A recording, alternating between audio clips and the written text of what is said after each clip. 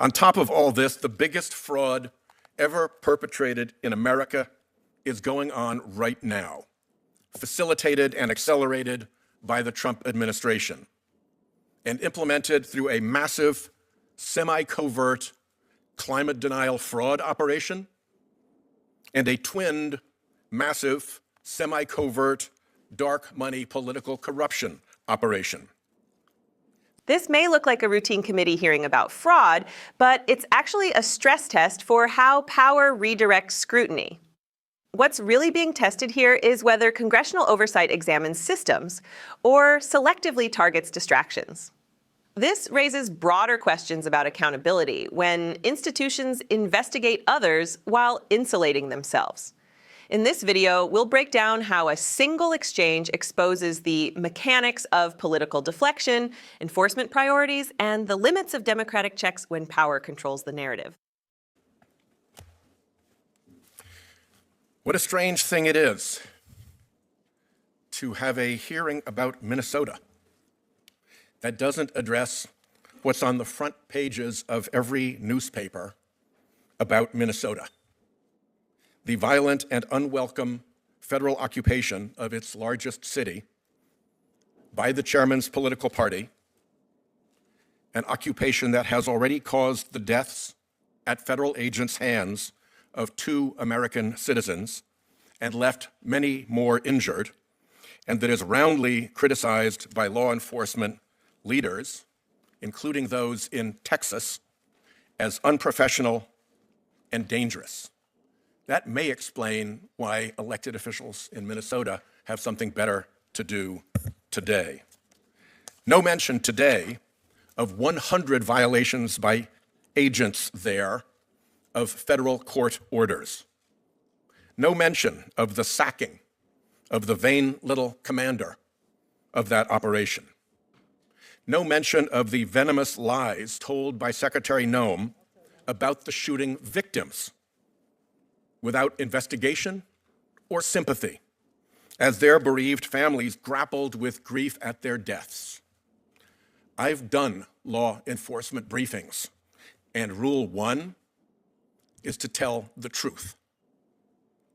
What a strange thing it is to have a hearing about fraud in Minnesota that doesn't acknowledge that the wide-ranging investigation and prosecutions of $9 billion worth of fraud in that state began years ago under the Biden administration. No mention of the fact that the current administration drove out the career prosecutor leading those cases when it demanded he investigate the victim of an ICE shooting, not the agent who did the shooting.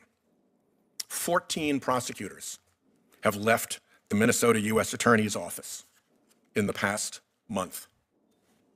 And what a strange thing it is to have a hearing about fraud that doesn't look at the colossal fraud perpetrated by this administration, starting with the president's own conviction of 34 felony fraud counts, the dismissal of inspectors general who watch out for fraud, the destruction of the Justice Department components that prevent and prosecute corruption, the self-serving billion-dollar crypto deals that line the pockets of the president and his family, the pay-to-play presidential pardons that strip fraud victims of their restitution, the disabling of consumer protection offices and regulators that defend the public against fraud.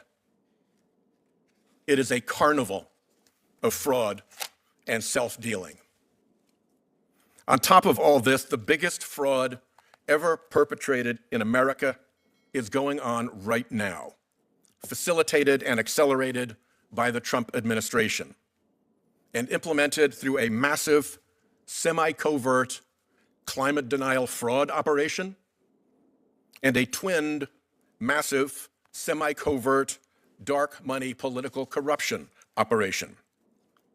This fraud costs Americans hundreds of billions of dollars every year, $770 billion annually, according to the International Monetary Fund. $820 billion annually in healthcare costs from another report. Climate-related disasters cost the United States $115 billion last year. How was this fraud done?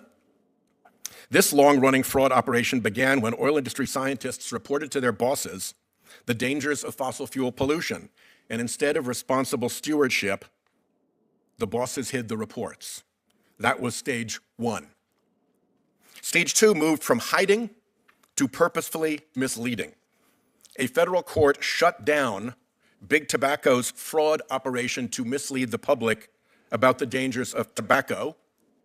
That tobacco fraud operation was quickly repurposed by Big Oil into its own fraud operation to mislead the public about the dangers of its product. Stage three kicked off with Citizens United, which gave the fossil fuel industry the ability to spend unlimited amounts of political money and spend it secretly. This dark money political corruption operation swiftly strangled bipartisanship on climate.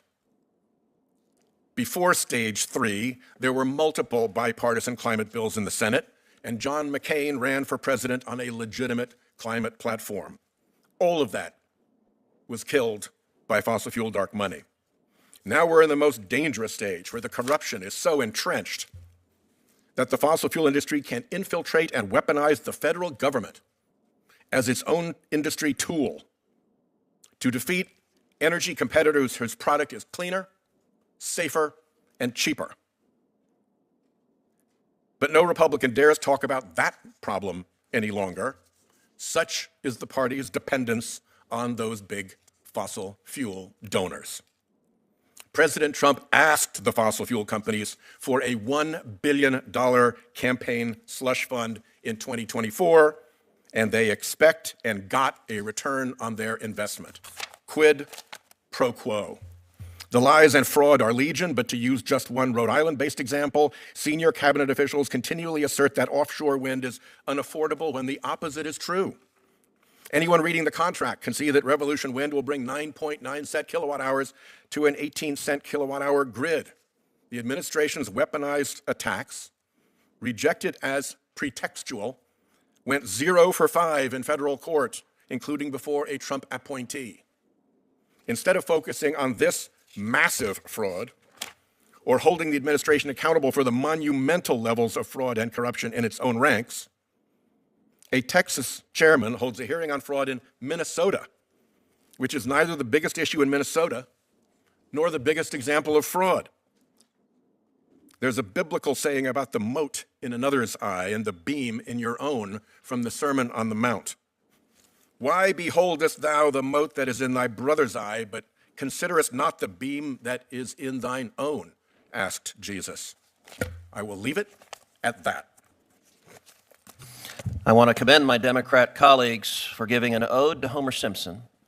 When something is distracting, scream, squirrel! Because we saw a speech about global warming. We saw a speech about Orange Man bad. We saw a speech about how today's Democrat Party exists seemingly exclusively to defend violent criminal illegal aliens and to demonize law enforcement. And yet, miraculously, in that enormous word cloud, virtually nothing about $9 billion stolen from Minnesota taxpayers by Somali fraudsters, with Democrat politicians knowing full well what is happening, facilitating it, and harvesting votes and campaign dollars from the people robbing the children of Minnesota. My Democrat colleagues want you desperately not to focus on those facts. And so instead, miraculously, the Democrats have discovered the Sermon on the Mount. Well, this hearing is going to focus on $9 billion stolen from the taxpayers, and hundreds of millions of those dollars going to the Al-Shabaab terrorist organization funded by the Democrats. As much as my colleagues on that side of the aisle don't want to talk about it. With that, I recognize the chairman of the full committee, Chairman Grassley. Senator Cruz, thank you for... What we just witnessed in this hearing was not merely a clash of political talking points, but a collision of two fundamentally different narratives about power, accountability, and truth inside the American system. Senator Sheldon Whitehouse stepped into the record with a forceful indictment, arguing that this hearing itself was a distraction, a carefully staged performance that avoided confronting what he described as far larger failures of leadership and integrity.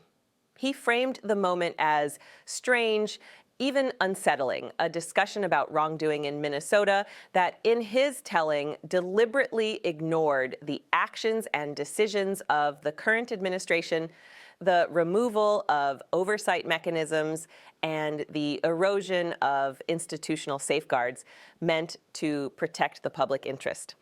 Whitehouse's argument was not subtle.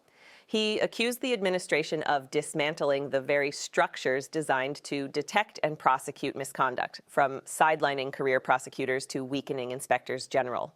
In his view, this was not incompetence, but design, a pattern that replaced transparency with loyalty and accountability with silence. He drew a straight line between political influence, unchecked financial interests, and policy outcomes, suggesting that the machinery of government was being repurposed to serve private power rather than public good. His words carried the weight of someone warning that the rules themselves were being bent and that the consequences would not be abstract, but measured in real costs borne by everyday Americans. Then came the response from Senator Ted Cruz, and with it, a sharp tonal shift.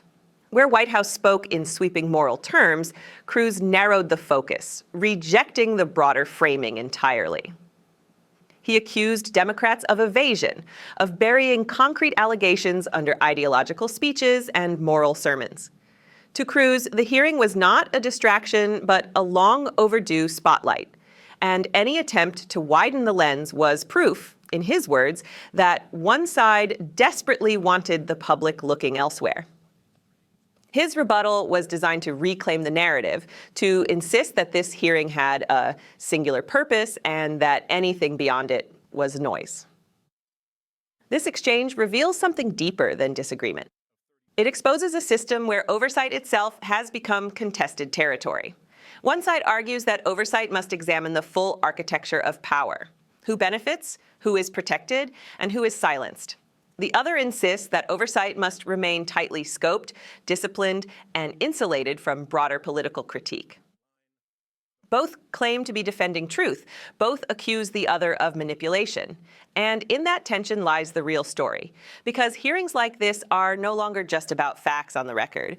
They are about framing reality for the public. When Whitehouse invoked historical examples of industries misleading the nation, he was arguing that institutional memory matters, that patterns repeat when accountability fades.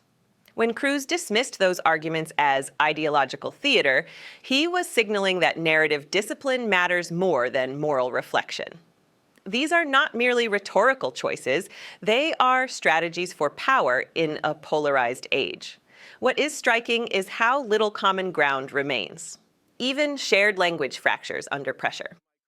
Words like fraud, justice, and accountability no longer carry agreed meanings. They become weapons, deployed selectively depending on who holds the microphone. The result is a governance culture where hearings feel less like inquiries and more like battlegrounds, each side speaking past the other, while millions of Americans watch, trying to decide whom to trust. This moment also underscores the fragility of public confidence. When oversight bodies appear selective, when prosecutors are seen as replaceable, when watchdogs are dismissed or ignored, faith in the system erodes. And when faith erodes, cynicism fills the vacuum. Citizens begin to assume that outcomes are preordained, that influence outweighs evidence, and that accountability is reserved for the powerless. That is the quiet danger beneath today's shouting. Not just disagreement, but disengagement. Yet moments like this matter precisely because they pull these tensions into the open. They force the question of what kind of system Americans want. One where power is aggressively scrutinized, even when that scrutiny is uncomfortable, or one where oversight is narrowly defined, tightly controlled, and shielded from broader moral judgment. The answer to that question shapes not only policy, but trust. Trust in institutions, in leadership, and in the promise that no one is above the rules. As the gavel moves on and the cameras shut off, the words spoken here will echo beyond this room. They will be clipped, shared, argued over, and remembered. Not because everyone agrees on what was said, but because this exchange captures a defining struggle of our time. A struggle over who gets to define truth, who gets to wield power without consequence, and whether accountability is a principle or a performance. In the end, democracy does not fail all at once. It frays in moments like these, when truth becomes conditional and oversight becomes partisan. But it can also be strengthened if citizens choose to look beyond the spectacle and demand clarity, consistency, and courage from those who govern in their name. That responsibility does not end with this hearing. It begins with public attention, informed judgment, and the refusal to accept easy narratives from any side. If you believe transparency matters, if you believe accountability should apply equally, and if you believe the health of the American system depends on an engaged public, then stay informed. Support independent political analysis and subscribe to Liberty Report USA.